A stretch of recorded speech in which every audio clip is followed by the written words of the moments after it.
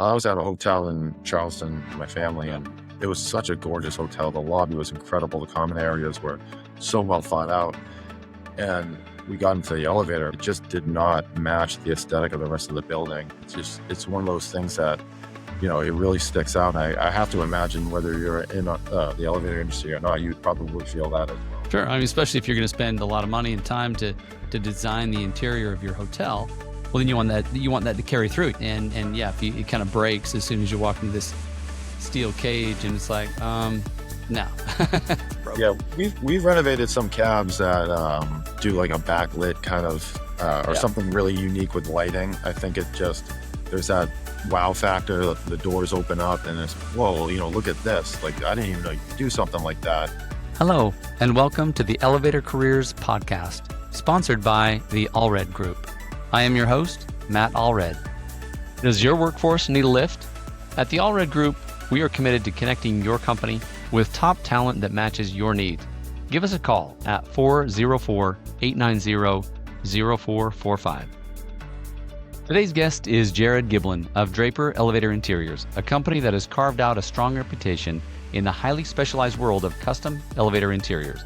Jared grew up in and around the family business and has helped guide its evolution from a broad metal fabrication shop into a focused leader in high-end elevator cab design and modernization. In this conversation, we dig into the complexity behind custom elevator interiors, the realities of running a family business, and why reliability, design, and partnership matter so much. Jared, welcome to the show. Matt, thanks for having me. I'm excited for our conversation. I appreciate it. Yeah, no, thank you. I appreciate it. I've enjoyed our past conversations, and obviously wanted to dig a little deeper into what you do, what you bring to the elevator business. And I just want to start a little bit with your business itself. Like, Draper has a strong reputation in a very specific niche, elevator interiors.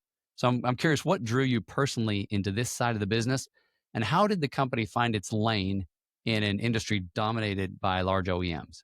Well, our product offering really has morphed over time. We started as a metal fabrication shop primarily. We're making miscellaneous elevator parts like pit ladders, things that are welded and bent, and that you were really Okay. only seen in the hoist way. A big product line of ours actually was animal research products. We make like rabbit restrainers and Interesting. custom cages for like McLean Hospital, BU, Dana-Farber for research projects that they would have. And, there would be the occasional cab worked in there, but it was all pretty much like textured metal and plastic laminate.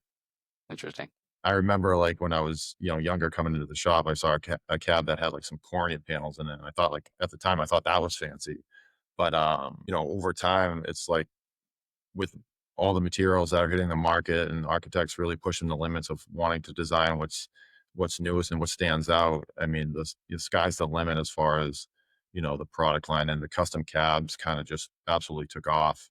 And it kind of created that where the OEMs can't really offer that within their standard, offering packages. So, all the other products that we were offering, it kind of like just tailed off because we had to focus on, what became, the hottest demand within our business. And the more kind of specialized you had to be in the cabs, the less you could spend time doing other things. So we got to a point where we really had to make the decision that, like, even though some of these requests and these jobs are coming in, we got to focus on being great at something, being great at one thing. Otherwise, one's going to suffer for the other. And, the percentage of work was just getting stronger and stronger for the Sure. cab. And it's really kind of where we honed our attention. And, it didn't go away easily. My father was very like, I think he had an emotional attachment to some of the other stuff that, Want to kind of keep doing everything, right? yeah, I mean, because he always had that mindset.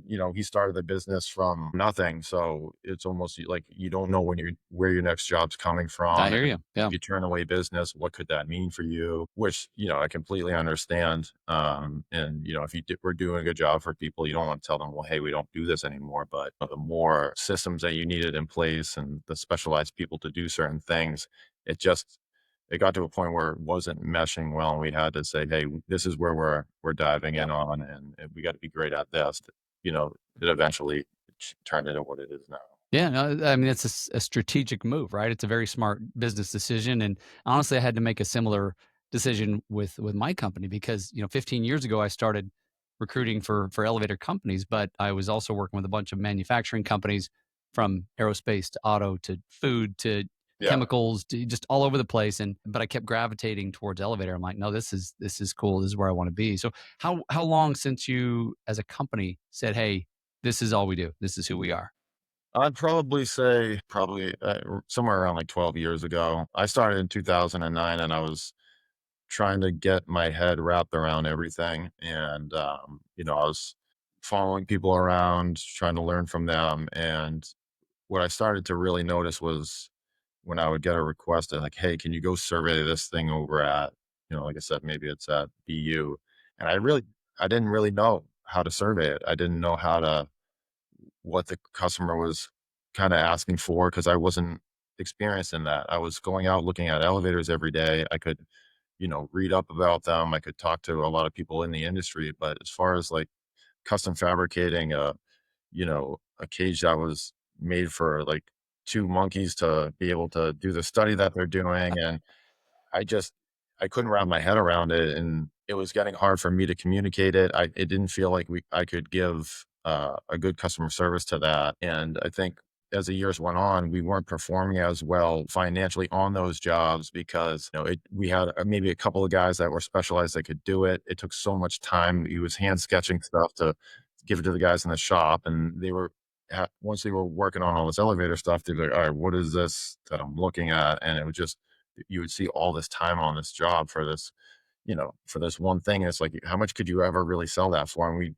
after a couple of jobs came in that, we weren't making money on them, it just made it that much easier. But I think there was like an emotional attachment that was For tough sure.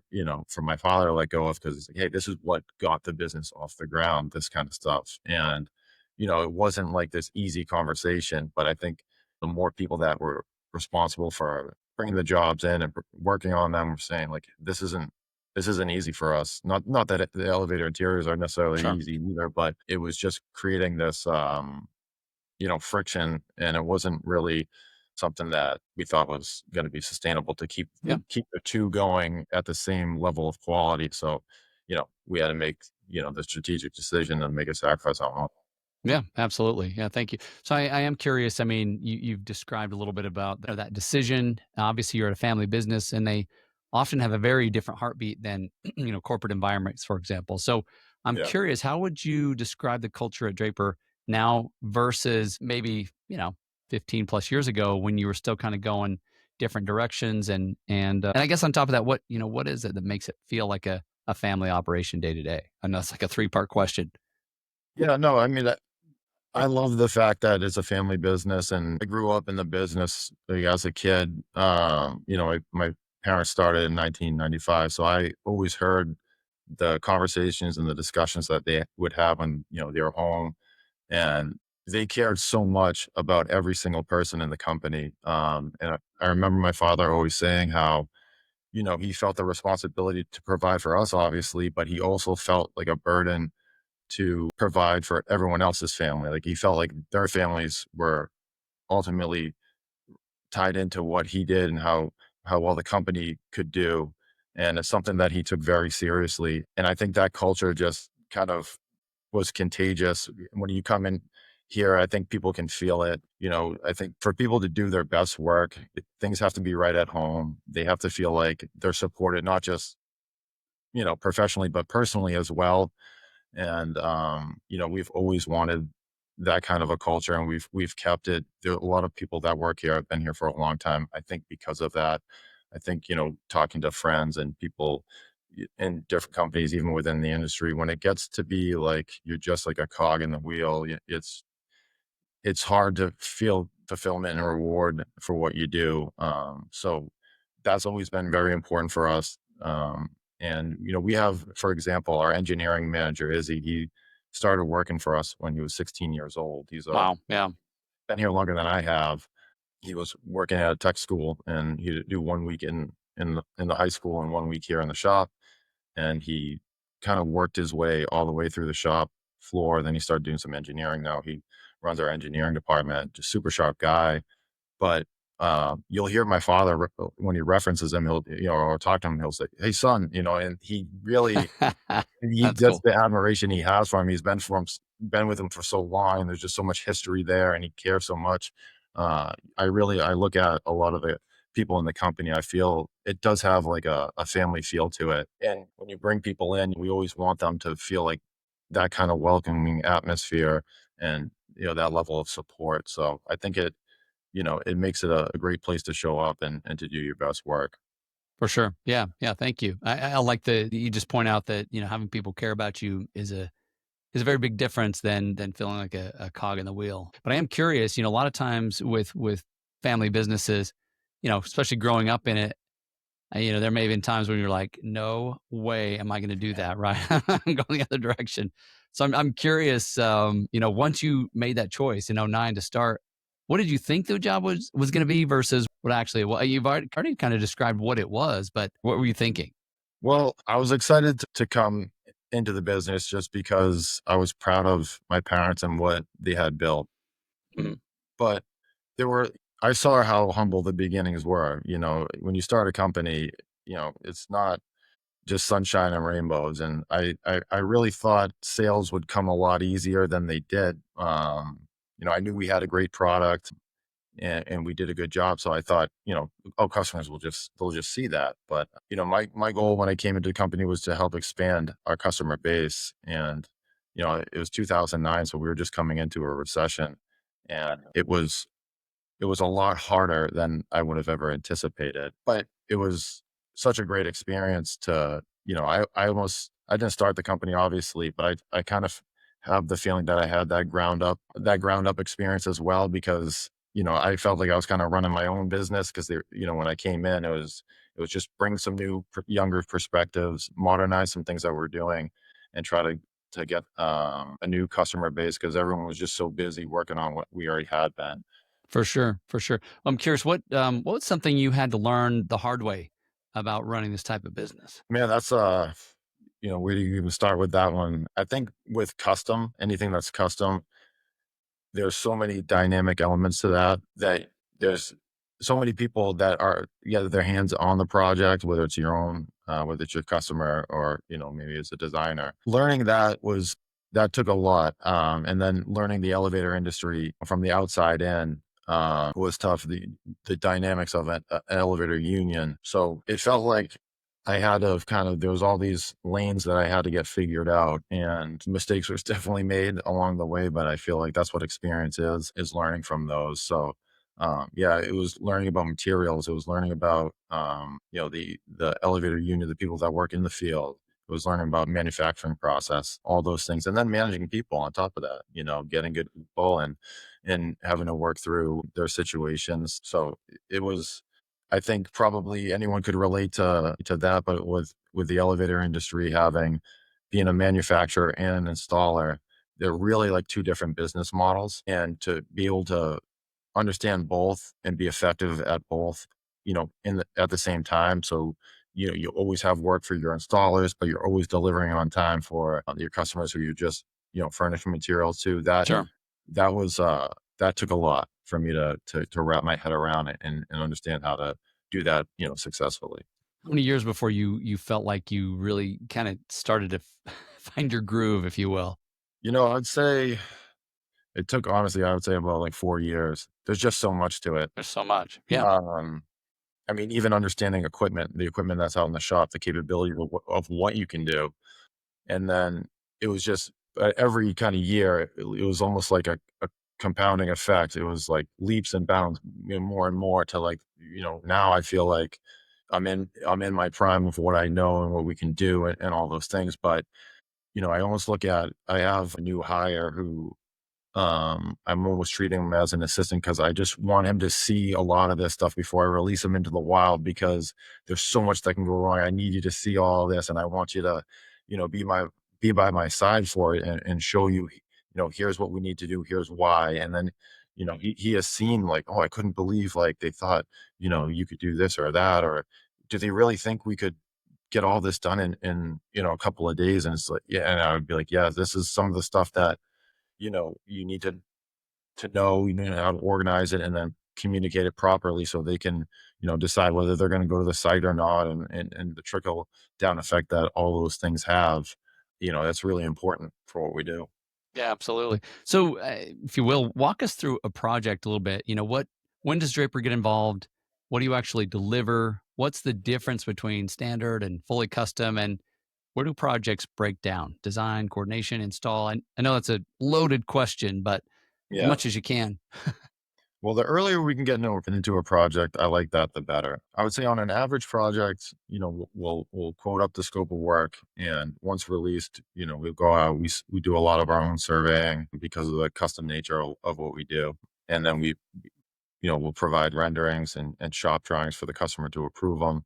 And once that gets approved, it goes into manufacturing, released it, and we schedule our installation date or when we're delivering to a site. But I like to get involved earlier in the process of like sometime around where they're designing it, where, we can kind of weigh in our own 2 cents about what we think about maybe it's a material selection, or if there's something that doesn't seem right about, the design centered around, something that's, you just can't, it's not feasible. Like they want, a lot of times we fight like escape hatch locations with a ceiling design or something that someone wants that might not be up to a code, or, floor that selection that is not going to fit within the sill allowance or something, one of those things, so the earlier we can get on board, the better. And a lot of our customers that we've been working with, on a repeat basis, I've seen the value in that where they'll bring us in like nice and early and be like, hey, can you go look at this for me? Here's what they're looking to do. And, that's when I think we can provide the best service.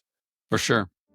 Hey there, listeners. It's Matt, and I would love to know what you want to hear more of on the podcast. If you have a topic in mind or a guest you'd like to hear from, head over to elevatorcareers.net and drop a suggestion in the box, or you can email podcast@elevatorcareers.net.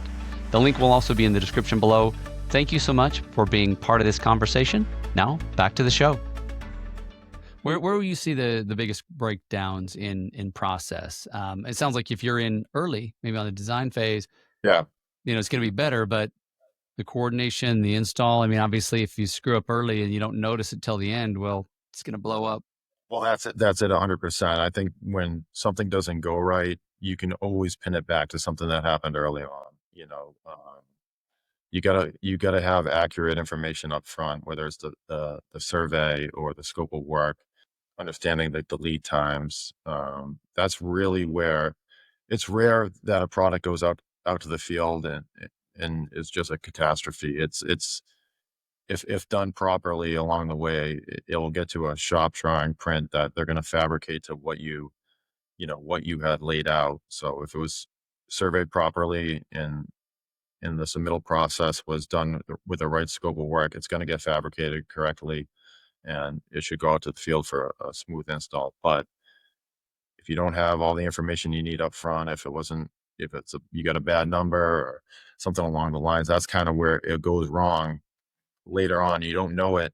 You're not going to know it while it goes through the shop floor. You might think everything's great. This order is going through, everything's looking primo. And then all of a sudden you get a call, from an installer and saying, hey, what's going on with this? This doesn't work, blah, blah, blah. And then you kind of can pin it back to like, wait a second, What did we miss? Yeah. why do you have that? That's, Well, I'm sure when you're talking custom versus standard, right? The more custom, the more likelihood something's going to go awry because, oh, we don't normally work with this, or what you wanted holes over here, or a certain product, some kind right. of material that we're just not used to, or I don't Yeah, know. with custom, they're always it creates a whole nother element. I mean, sometimes just the lead times alone. I mean, we've done jobs where something's coming from overseas, and they'll tell you, well, the lead time's 12 weeks, and you check up on it, and sometimes the only answer you get is like, yeah, it's shipped, it's on a boat somewhere,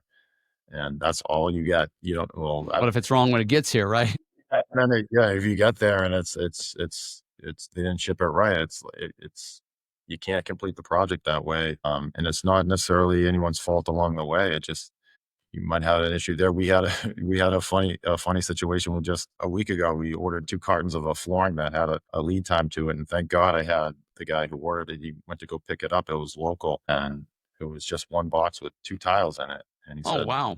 Yeah, he said, "Well, what am I supposed to do with this? Like, it's not for a dollhouse." He's like, "It says 2." He's like, "Yeah, 2 cartons. This is 1 carton with 2 tiles in it." And it had, like I said, it had a lead time to it, and, fortunately, flooring is the last thing that goes down most of the times in the elevators, but that just got thrown onto a truck and sat in our shop, that would have created a problem because someone would have gotten it and say, "Hey, what do you think I'm going to do with this?" And then, while he needed it, we would have had to reorder it. So Right. again, it's not like it got ordered wrong. It's not that you didn't order the right stuff. It's just a mistake was made along the way. So if you don't have QC checkpoints within your process, it can break things down. And the busier you are, the faster people are requesting stuff. Sometimes, you have to make a decision, well, if we do it this way, we're not going to be able to set it up on our shop and go through, take the time with it that we'd like to. So we try to stick to the process of what we know works best as much as we can.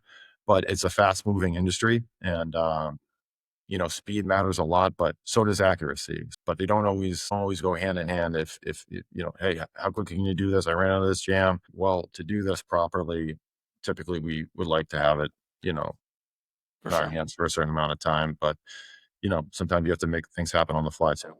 Yeah. Well, and I'm sure you're always constantly reviewing, revising, changing up your process just to make sure that at critical moments you're looking at it, you're making the right decision so that you can have fewer and fewer errors, mistakes, right? I mean, Right. it's Yeah. going to work to everybody's Yeah. advantage when you do. Most times if something goes wrong, we the first step is get it right and get it out to the field as quickly as possible. Sure. Then we can do a post-mortem on it where we just say, all right, let's learn from the mistake here. Where did this go wrong? How did it happen? So something like this doesn't happen again. And then you add that, step into the procedure of what you do. And sometimes it's just a one-off. It was a super unique situation or custom material or whatever the case is where you're not going to see it maybe in 95% of your orders. Sure.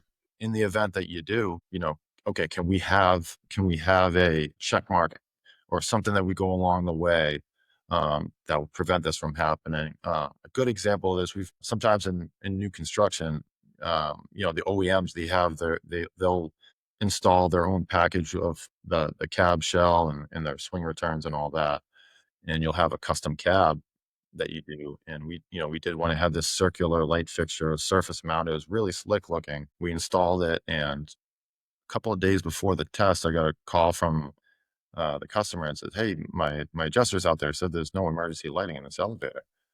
And I'm, wait a second. Yeah, of course not. It had that custom light fixture. There's no way to put an emergency light in there, and the margins around the ceiling to the walls were super tight. So it's like, next to impossible to do anything. Well, you usually have those lenses in your COPs. Oh, well, the architect, they took them out of that lens out of the COP, but that's a submittal that, we never saw, because they submit that separate. We submitted ours separate. Everything gets approved.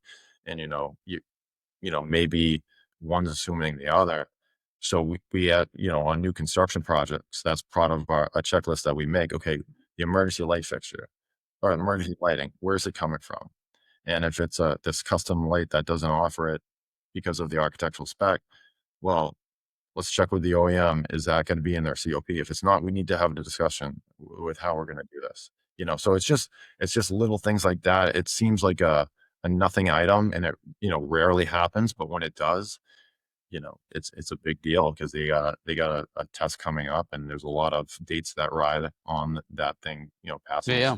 So, Absolutely. Yeah. So in your world, what does reliability actually mean? yeah, so reliability to me, it's I like to think of it, when someone hands a job over to us, that they know that they can sleep well at night knowing that the job's going to get done the right way, and they're in good hands with us. We're going to get them to a place where you're getting sign off, and there's no laundry list of a punch list. Everything will be done exactly to specification, and you're gonna show up, and you're gonna be there when you say you're gonna be there. You're gonna meet the dates that are communicated, and a quality job's gonna be done. If challenges arise, you'll bring them up, you'll talk about them, you'll figure out a game plan so everyone can be successful, and no one's getting put in a tough position or facing some sort of financial ramification because of it. But that's to us, that's the standard of how we like to, run our projects and how we want our customer base to feel about partnering with us. Like, hey, if we go with them, it's going to be done the way it's supposed to be. Where it comes, whatever challenges might be on the horizon, because sometimes jobs, they span sometimes in new construction multiple years through the submittal process. We'll get to where we need to be when the time comes. If the schedule is difficult, if there's multiple crews and there's challenges there, they'll be at job meetings with us. We'll work through this, and we want people to feel like we're an extension of their business. Absolutely. Partnering with us means that we're going to be, rowing this boat in the same direction and looking out for one another. And that's how a job is done successfully in our. What would you say separates a great interiors partner from an average one? Yeah, I think that kind of experience is what it is for me, where, you're not, if you're not a cab vendor, you're not going to be like this expert in elevator cabs. And there's going to be a lot of questions and requests along the way. So you're going to rely on your cab vendor to get you all those things. I mean, we make, whether it's renderings, I make storyboards sometimes where, we're renovating, the building's doing a renovation and it's an inconvenience to the tenants of the building, but they want something visual to say, maybe here's what the elevators are going to look like when this is all done. We make those things, marketing materials, sit into job meetings to answer all the questions. So it's not them having to talk about something that they don't interact with every single day. So it's kind of like I look at like it's like a concierge service to provide to customers as early in the process, no matter what the request, if it relates to the elevator cabs, be there to support uh, their needs. It's not going to be like, hey, fill out these forms and get them back to me, and then I'll tell you what we can do for you. We're trying to deliver a much different experience there, where they can know that, okay, if this job goes to Draper, I can rely on them no matter what you know no matter what pops up. Yeah, yeah, absolutely. So just curious, from for someone some outside the industry, like property manager, developer, what would you surprise them most about the complexity behind cab interiors? Yeah, I think, when you think about an elevator, it just seems like it's four walls, right? And whatever you do to it should be so simple. Property managers, building owners, they renovate spaces throughout their building all the time. They do tenant fit outs on multiple different floors. So this is just another set of walls, right? But I think the complexity with that is a lot of what you're working on.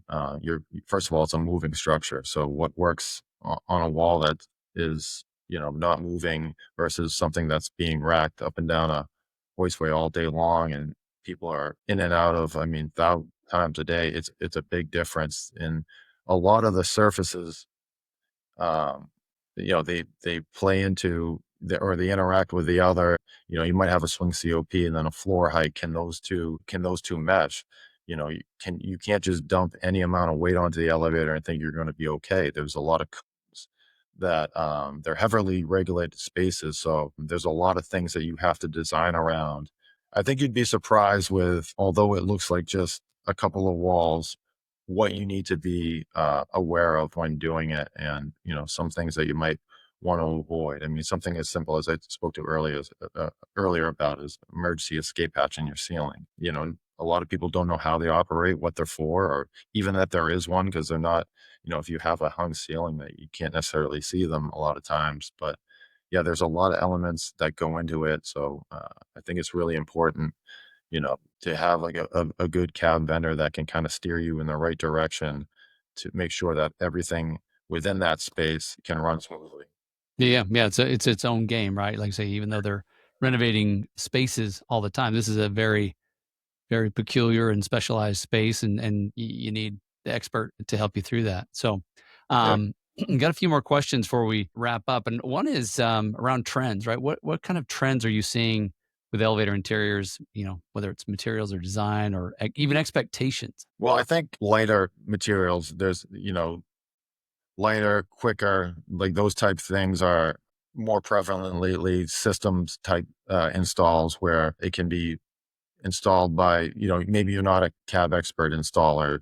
Do you have a standardized package that can go together quickly? Is it lightweight because we can't put a lot of weight onto the cab? A lot of these newer MRLs that have been on the market over the past like 15 years or so, when you renovate them, you just can't put a ton of weight onto them, and there's nothing coming off of them in some cases. So we've had to design all around a lot of things with a perspective of how can we make this as minimal as possible but still deliver something that's aesthetically pleasing. Those things provide interesting challenges because, like I said earlier, you want them to be durable to a level of durability, a level of beauty, but also how can we balance that with someone being able to install it and look good at the end of the day. Yeah, So yeah, yeah. Are you seeing owners and developers starting to care more about the cab experience? Is that something you're seeing?